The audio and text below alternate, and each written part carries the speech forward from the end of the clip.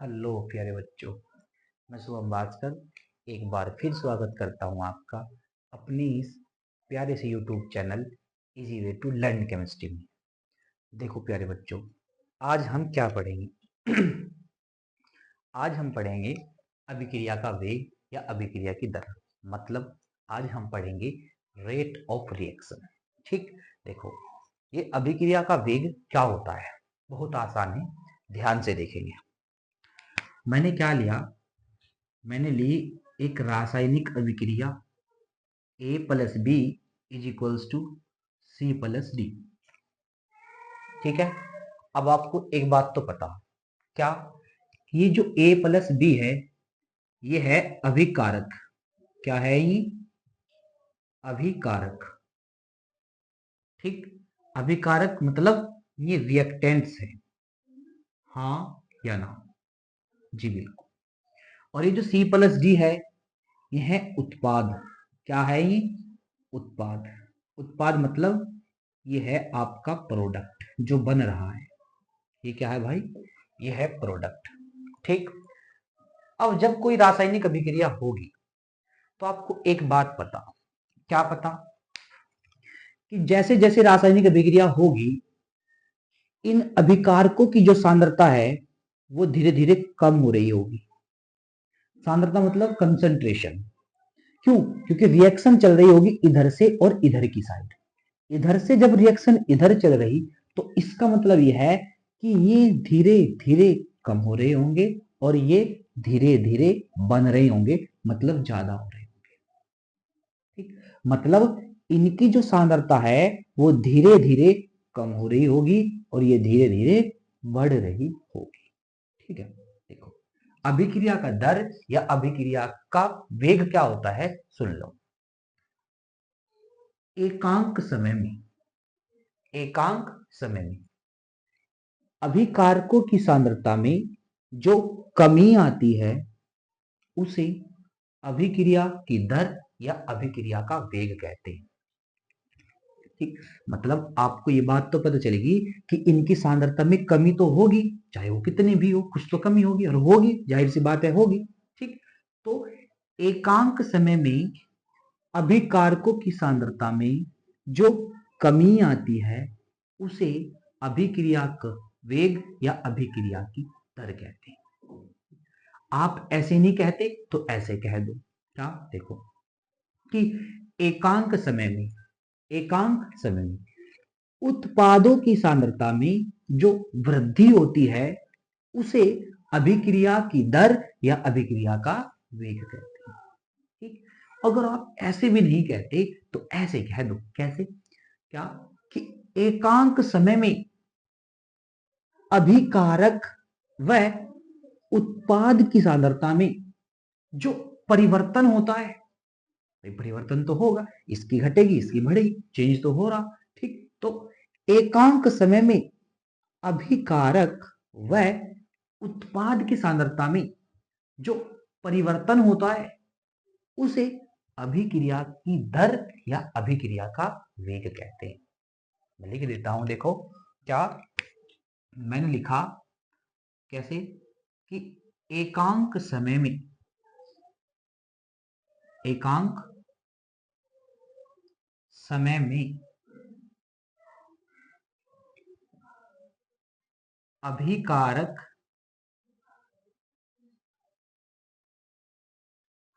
व उत्पाद की सांद्रता में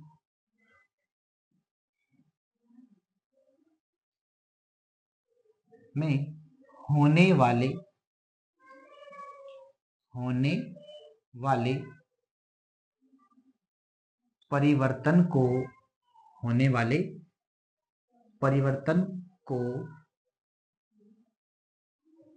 अभिक्रिया का वेग या दर कहते हैं। अभिक्रिया का वेग या दर कहते हैं। ठीक है भाई, तो इसका फॉर्मूला क्या बनेगा? क्या, कि वेग या दर, मतलब आर बराबर फॉर्मूला बन जाएगा delta C upon delta t. ये बन जाएगा आपका इसका फॉर्मूला। ठीक, सांद्रता में होने वाला परिवर्तन और परिवर्तन में लगा समय। ठीक है, ये क्या बन जाएगा, फॉर्मूला बन जाएगा। इसे आप नोट कर लीजिए, फिर आगे को चलते हैं अगली बात पर। ठीक, हो गया भाई, तो चलो ठीक है। अब हम एक इंपॉर्टेंट टॉपिक पढ़ेंगे।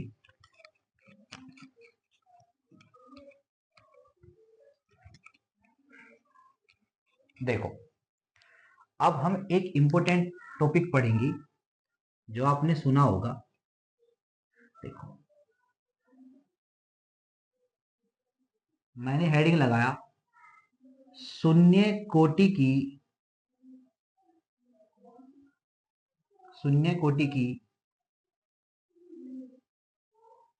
अभिक्रिया के लिए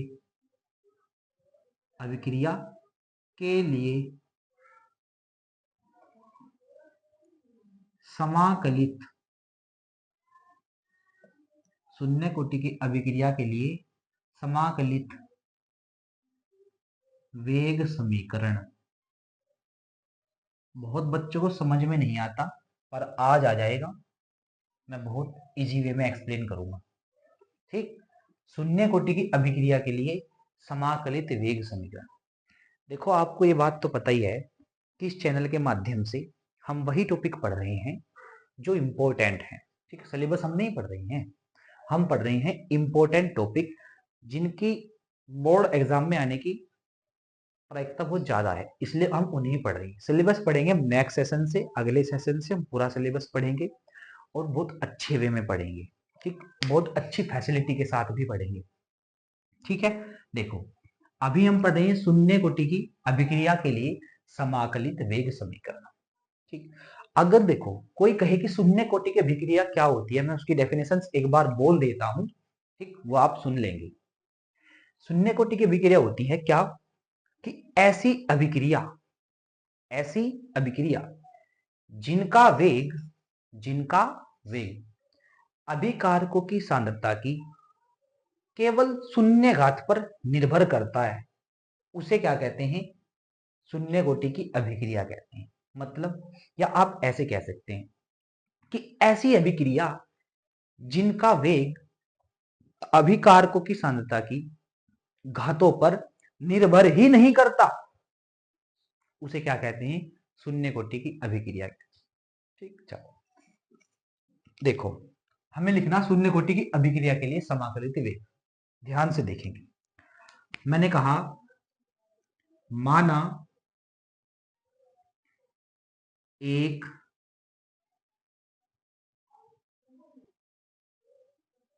शून्य कोटि की अभिक्रिया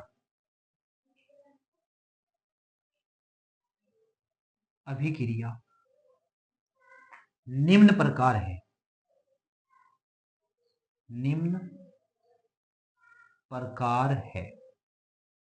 माना एक शून्य कोटि की अभिक्रिया निम्न प्रकार है। ठीक, तो ध्यान से देखेंगे कैसे है। ऐसे है कि अभिक्रिया है रिएक्टेंट टू प्रोडक्ट। मान लीजिए ये एक शून्य कोटि की अभिक्रिया। ठीक है, ठीक है, तो देखो, जब ये एक शून्य कोटि की अभिक्रिया है, अगर मुझे इसके लिए वेग व्यंजक लिखना पड़ जाए, तो इसके लिए मैं वेग व्यंजक लिखूंगा R इज इक्वल्स टू या minus d r upon d t is equals to क्या, के और R की पावर 0। ठीक भाई, माइनस क्यों लगाया, माइनस इसलिए लगाया क्योंकि इसकी जो सांद्रता है वो कम हो रही होगी, इसलिए माइनस लगाया। माइनस डी आर अपॉन में d t is equals to k, constant है, नियतांक है, और आर ये वाला, और इसकी पावर 0 इसलिए लगाए क्योंकि हम शून्य कोटि की अभिक्रिया के लिए समाकलित वेग समीकरण पढ़ रहे हैं। मतलब शून्य कोटि की अभिक्रिया है ना ये एक। ठीक, तो इसलिए जो वेग हो गया वो हो गया minus d r upon d t is equals to k r की पावर 0। ठीक, तो आप मुझे एक बात बताओ, ये हो जाएगा माइनस डी आर अपॉन में d t is equals to k into 1। क्यों? क्योंकि जिसकी पावर 0 उसकी वैल्यू 1। भाई पावर जिसकी 0 हो जाना उसका मान 1 हो जा। 10 की घात 0 1, 5 की घात 0 1, शुभम की घात 0 1, मतलब जिसकी पावर 0 उसकी वैल्यू 1। ठीक, तो अब आप एक काम करो, इस dt को यहां लेके चले जाओ इधर। तो जैसे ही आप इस dt को उधर लेकर जाएंगे ये बनेगा minus d r is equals to, और ये बन जाएगा k और इनटू में dt। ठीक, और बस एक काम और कर लो, इस माइनस को भी आप इधर ही लेके चले जाओ। ठीक है जी, इस माइनस को भी इधर ही लेके चले जाओ। और इतना काम करने के बाद आप क्या कर दो, दोनों ओर का समाकलन कर दो। क्या कर दो? दोनों ओर का समाकलन कर दो। देखो मैं लिख देता हूं, दोनों ओर का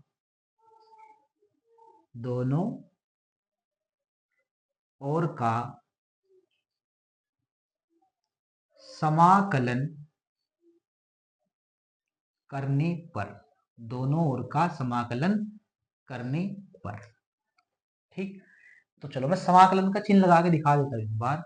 यहां मैं लिखूंगा डी आर और इसका किया ये समाकलन इज इक्वल्स टू, देखो ये माइनस के तो है कांस्टेंट, इसका तो होगा नहीं, तो माइनस के तो रखा यहां। dt का होगा तो इसका करेंगे समाकलन, और ये मैंने लिखा dt। ठीक, अब देखो आपको एक बात पता होनी चाहिए। क्या पता होना चाहिए? आपको पता होना चाहिए कि अगर हम dx का समाकलन करते हैं तो वो आता है भाई x। कितना आता है? x। ठीक, जो मैथ वाले स्टूडेंट्स हैं वो जानते होंगे कि जब dx का समाकलन किया जाता है तो कितना आता है? x आता है। तो जब dr का करेंगे तो r आ जाएगा। भाई अगर dx है, dx का करें तो x आता है, तो जब dr का करेंगे तो r आ जाएगा ना। तो dr का समाकलन करने के बाद आएगा r, और ये मैंने लिखा वो r।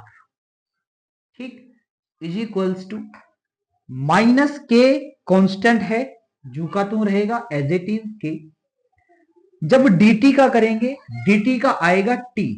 भाई जब dx का x आता है तो dt का t आ जाएगा, तो dt का आएगा t। और प्लस में हम एक स्थिरांक खुद की तरफ से जोड़ेंगे, वो मैंने जोड़ा i, जिसे आप क्या कहते हैं? समाकलन स्थिरांक। क्या कहते हैं भाई? समाकलन स्थिरांक। जो बच्चे मैथ पढ़ते होंगे, जब वो मैथ में इंटीग्रेशन पढ़ते होंगे, समाकलन, तो किसी भी चीज का समाकलन करने के बाद वो एक कांस्टेंट अपनी तरफ से जोड़ते हैं। मैथ वाले c जोड़ते हैं, मैंने यहां i जोड़ दिया। i मतलब इंटीग्रेशन कांस्टेंट, मतलब समाकलन स्थिरांक i। इतना करने के बाद आप इसे समीकरण नंबर 1 मान लो। आप इसे समीकरण नंबर 1 मान लो। ठीक, फिर मैं कह रहा क्या, यदि t बराबर 0 तो r बराबर भी क्या है? r0। जब समय 0 है तो इसकी जो सांद्रता है वो भी कितनी है? r0, मतलब इसमें से कुछ भी टूटा नहीं होगा। इसमें से कुछ भी टूटा नहीं होगा जब रिएक्शन ही नहीं चली। ठीक, तो अगर मैं ये मान समीकरण 1 में रखूं और यहां लिख दूं समीकरण 1 से, अगर मैं लिखूं समीकरण 1 से, मतलब ये वैल्यू सारी समीकरण 1 में पुट कर दो, तो r की जगह क्या रखेंगे? इस r की जगह क्या रखेंगे? r0। तो r बन जाएगा r0, जहां r है वहां हो जाएगा r0 is equals to minus के, तो एज इट इज रहेगा, इन टू टी की जगह क्या आ जाएगा? 0, टी की जगह 0 रख दिया, प्लस i। ठीक, अब आप ये देखो कि इतनी चीज तो 0 ही हो गई है। भाई जब 0 की मल्टीप्लाई करेंगे इसमें तो 0 हो जाएगा। ठीक, तो आपके पास बचेगा R0 is equals to I, भाई ये zero, R0 is equals to I, R0 बराबर आई, तो मतलब यहां से आई की वैल्यू निकलेगी R0। इस आई की वैल्यू को आप समीकरण 1 में चिपका दो, ठीक, यहां लिखो समीकरण 1 से, वापिस समीकरण 1 से, ठीक। जब समीकरण 1 से क्या करोगे, आई की वैल्यू रखोगे, तो देखो फिर आर की जगह तो आप आर रखोगे, ए ये रख दिया r, is equals to minus k as it is, और इसके साथ टी भी as it is, plus I के स्थान पर क्या रखोगे, R0, ए ये मैंने लिखा R0, ये रख दिया R0, ठीक है भाई। अब आप एक काम कर लो, क्या करो कि इस केटी को इधर ले आओ, जब इस केटी को यहां लेके आओगे तो ये इधर माइनस का, इधर आने के बाद प्लस का हो जाएगा, तो केटी इधर आया और ये हो गया प्लस का, इज इक्वल्स टू ये R0 एज इट इज रखो, ए ये रखा R0, ठीक, और ये R इधर प्लस का, जब उधर जाएगा तो हो जाएगा माइनस का, और ये बन गया R, ठीक है भाई। अब आप यहां से चाहे x की वैल्यू निकाल लो और चाहे r की वैल्यू निकाल लो, चलो मैं सॉरी, चाहे तो k की वैल्यू निकाल लो चाहे t की वैल्यू निकाल लो, मैं k की निकाल लेता हूं। जब मैं k की वैल्यू निकाल लूंगा तो ऐसा कुछ बन जाएगा, ये बना R0 माइनस R, ठीक, और अपॉन में कितना t। मैंने कहा ना कि चाहे आप यहां से k की वैल्यू निकाल लो और चाहे t की निकाल लो, जब k की निकालोगे तो t अपॉन में पहुंच जाएगा, अगर t की निकाल लोगे तो k अपॉन में पहुंच जाएगा। मैंने k की निकाल ली तो इसलिए t पहुंचा दिया अपॉन में, ठीक, इतना कर लिया, ठीक। आगे देखो, बड़ा आसान है यार, देखो ध्यान से देखो, मैं क्या कर रहा हूं, मैं कह रहा हूं कि यदि यदि यदि R0 बराबर a, और ये a क्या है, ये है भाई प्रारंभिक सांद्रता, क्या है, प्रारंभिक सांद्रता, तथा R बराबर हमने लिया a माइनस एक्स, और ये क्या है भाई, ये है अंतिम सांद्रता, क्या है ये, अंतिम सांद्रता। मतलब अगर प्रारंभिक सांद्रता a है तो अंतिम a माइनस एक्स है, मतलब इस a में से x कम हो गया, जो बच रहा है अंतिम सांद्रता वो कितनी बचेगी, a माइनस एक्स, मतलब a में से कुछ तो कम हुआ होगा, वो वाली बात, ठीक। तो R0 की जगह a चिपकाओ और r की जगह a माइनस एक्स चिपकाओ। देखो एग्जाम में तो आप इतना भी कर पाओगे तो भी कोई दिक्कत नहीं है, पर अगर थोड़ा रायता फैलाने वाली बात हो ना तो आप इसे कर सकते हो, ठीक। तो r की जगह क्या, R0 की जगह क्या a, और r की जगह a माइनस एक्स, तो देखो k is equals to R0 की जगह क्या रखू, a, ओ ये रख दिया a, ठीक, माइनस माइनस r की जगह क्या रखू, a माइनस एक्स, और ये रखा a माइनस एक्स, और अपॉन में कितना, अपॉन में है t, ठीक। अब देखो k इज इक्वल्स टू ये a, अब जब इस ब्रैकेट को खोलूंगा तो अंदर के चिन्ह चेंज हो जाएंगे, जब इस ब्रैकेट को खोलूंगा तो अंदर के चिन्ह चेंज हो जाएंगे, तो ये बनेगा a minus a plus x upon में t, क्या होगा, इस a से ये a कैंसिल, और ये बच जाएगा k is equals to x upon में t, k is equals to x upon में t। ये x क्या है, ये x है वियोजन की मात्रा, वियोजन की मात्रा है ये, मतलब इतना टूट गया, x मतलब इतना टूट गया, इतना उसमें से बाहर निकल गया, ठीक। यह है आपका शून्य कोटि की अभिक्रिया के लिए समाकलित वेग समीकरण, ठीक है भाई, इसे आप नोट कर लीजिए। आज के लिए इतना ही काफी, फिर मिलेंगे अगली वीडियो में, और वो भी एक इंपॉर्टेंट टॉपिक के साथ, इसे आप नोट कर लो।